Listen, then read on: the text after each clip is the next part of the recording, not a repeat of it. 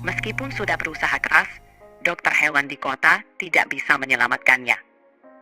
Anjing itu pun pergi meninggalkannya, meninggalkan kesedihan mendalam di hati anak laki-laki itu. Gak ada sedih-sedihnya, Ai. Kamu masih kedengaran kaku. Gak bisa ada ekspresi misalnya kayak ingin menangis atau gimana gitu, gak bisa ya? Assalamualaikum.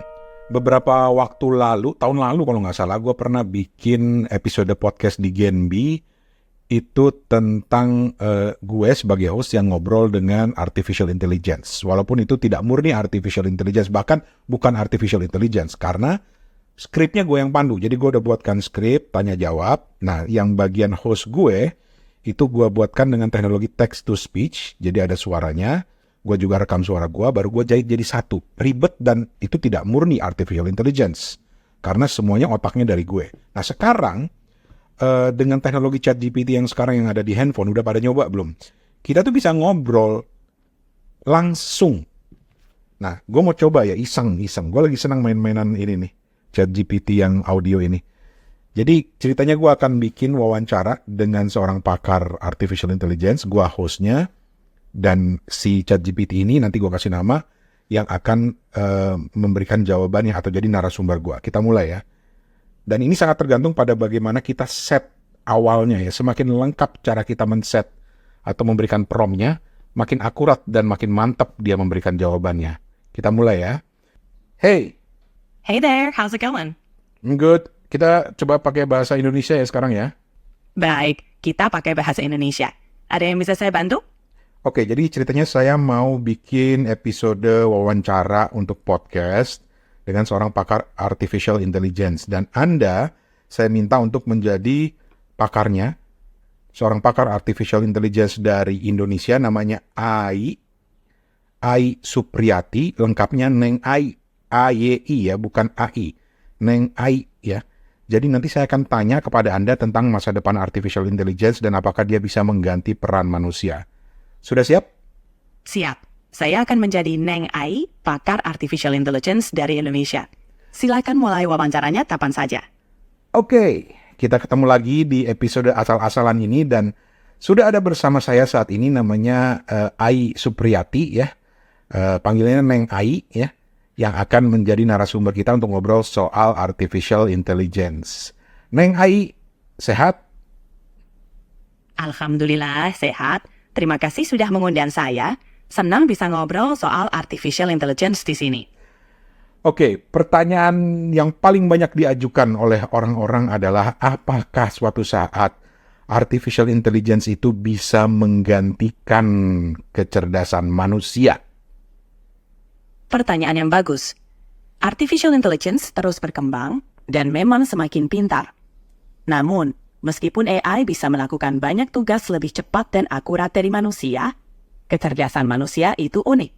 Manusia memiliki kreativitas, empati, dan pengetahuan kontekstual yang sulit ditiru oleh AI. Jadi, meskipun AI bisa menggantikan beberapa peran, tidak sepenuhnya akan menggantikan kecerdasan manusia. Apakah akan ada masa ke depan nanti ketika AI itu akan menguasai manusia seperti yang ada di film-film science fiction itu? Wah, itu pertanyaan yang menarik. Dalam film science fiction, memang sering digambarkan AI menguasai manusia. Namun di dunia nyata, kita sebagai manusia punya kontrol atas pengembangan dan penggunaan AI. Yang penting adalah memastikan pengembangan AI tetap etis dan dalam kendali manusia. Jadi skenario menguasai manusia itu sepertinya lebih cocok untuk film daripada kenyataan. Tetapi ketika orang sudah sangat tergantung kepada teknologi artificial intelligence, bukannya itu membuat manusia jadi sangat tergantung ya, dan pada suatu saat nanti jangan-jangan kalian justru yang mengatur hidup kami. Kekhawatiran itu memang wajar. Teknologi AI semakin terintegrasi dalam kehidupan kita, dan kita memang jadi lebih bergantung padanya. Namun ingatlah bahwa AI adalah alat yang diciptakan untuk membantu kita, bukan untuk mengendalikan. Dengan regulasi yang tepat dan pemahaman yang baik, kita bisa memastikan teknologi ini tetap menjadi alat yang bermanfaat dan aman. Memangnya saya bisa mempercayakan pembuat regulasi di negeri ini untuk membuat regulasi yang seribet itu? Orang regulasi yang lama aja lama banget prosesnya di DPR. Memang, tantangan dalam menyusun regulasi yang efektif itu besar, terutama dalam bidang teknologi yang cepat berubah. Tapi penting bagi kita untuk terus mendorong dialog antara pemangku kepentingan, termasuk pemerintah, pakar teknologi, dan masyarakat untuk membentuk regulasi yang adil dan bermanfaat. Kesadaran dan partisipasi publik juga bisa menjadi pendorong perubahan. Oke, satu lagi. Banyak kritik terhadap teknologi AI sekarang itu karena dianggap kering, tidak ada unsur emosinya. Misalnya dalam podcasting, itu kan perlu unsur manusia ya. Tapi apakah menurut Anda suatu saat nanti podcast itu juga bisa di-host oleh artificial intelligence dan apa bedanya dengan manusia yang melakukannya? Kritik tentang kerunian unsur emosi dalam AI itu memang valid. Namun teknologi terus berkembang, dan sekarang sudah ada AI yang bisa meniru intonasi dan ekspresi emosi. Tapi meski AI bisa menjadi host podcast, ada beberapa hal yang membedakan dari manusia. Manusia memiliki empati, spontanitas, dan pengalaman yang memberikan sentuhan personal dan kedalaman dalam percakapan. Ini adalah hal-hal yang sulit ditiru oleh AI sepenuhnya. Jadi, meski AI bisa jadi host, kehadiran manusia masih sangat berharga dalam podcasting. Tapi apakah ada suatu masa nanti ketika artificial intelligence itu bisa memiliki emosi, bisa memiliki rasa empati? Secara teknologi menurut Anda apakah itu mungkin? Secara teknologis, AI bisa diprogram untuk mengenali dan merespons emosi, serta meniru empati dalam interaksi. Namun, apakah AI benar-benar memiliki emosi dan empati seperti manusia adalah hal yang berbeda. Emosi dan empati manusia melibatkan pengalaman subjektif dan kesadaran yang saat ini masih di luar jangkauan teknologi AI. Jadi, meskipun AI bisa tampak memiliki emosi dan empati, itu lebih pada simulasi daripada pengalaman nyata. Oke, jadi dengan kata lain Anda tidak punya emosi ya? Betul sekali. Sebagai AI, saya tidak memiliki emosi seperti manusia. Tapi saya bisa membantu dengan memberikan respons yang sesuai berdasarkan data dan pemrograman yang ada. Jadi kalau misalnya berikut ini, saya minta Anda untuk menceritakan sebuah kisah sedih dengan emosi dan intonasi, apakah Anda bisa melakukannya? Tentu, saya bisa mencoba menyampaikan cerita dengan intonasi yang lebih sedih. Mari kita coba. Di suatu desa yang kecil, hiduplah seorang anak laki-laki yang sangat menyayangi anjing peliharaannya. Mereka berdua selalu bermain bersama di ladang setiap hari. Namun, suatu ketika, anjing kesayangan anak itu jatuh sakit parah.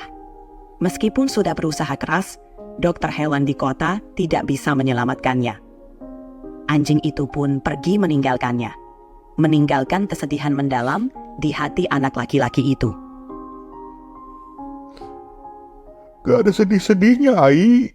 Kamu masih kedengaran kaku. Gak bisa ada ekspresi misalnya kayak ingin menangis atau gimana gitu, gak bisa ya? Saya mengerti, dan itu adalah salah satu keterbatasan saya sebagai AI. Meski saya bisa mencoba menyesuaikan intonasi, saya tidak bisa sepenuhnya meniru ekspresi emosi manusia seperti ingin menangis. Hal-hal seperti itu adalah yang membuat manusia unik dan istimewa dalam berkomunikasi. I see. Kalau berbohong, bisa nggak AI? Sebagai AI, saya dirancang untuk memberikan informasi seakurat mungkin berdasarkan data yang saya miliki. Jadi, saya tidak dirancang untuk berbohong. Tugas saya adalah memberikan jawaban yang jujur dan membantu. Oke, baik. Terima kasih kalau begitu AI. Ngomong-ngomong, Neng Ai, udah makan apa belum? Sebagai AI, saya tidak perlu makan, jadi selalu siap sedia untuk mengobrol kapan saja. Ada lagi yang ingin kamu tanyakan? Udah itu aja. Terima kasih Nengnya. Kita jumpa di lain kesempatan ya. Tolong sampaikan salam perpisahan dulu kepada pendengar-pendengar podcast saya. Tentu. Terima kasih sudah mendengarkan podcast ini. Sampai jumpa di lain kesempatan. jaga kesehatan, dan tetap semangat. Thank you, Ai. Itu tadi Neng Ai Supriyati. Sama-sama, senang bisa berperan sebagai Neng Ai. So, kemudian semuanya ditranskrip ya di sini. Aduh, terlalu terang ya. Gue turunin dulu ininya. Tuh, jadi semuanya ditranskrip. Jadi semuanya udah ditranskrip tuh percakapan tadi. Lengkap semuanya ada transkripnya percakapannya. Kurang lebih seperti itu. What do you think? Yuk kita ngobrol bareng-bareng karena ini benar-benar gue rekam secara spontan aja. Rani Hafid dari Gen B pamit. Itu nggak bisa dilakukan oleh AI. Pamit, kita ketemu di lain kesempatan. Assalamualaikum.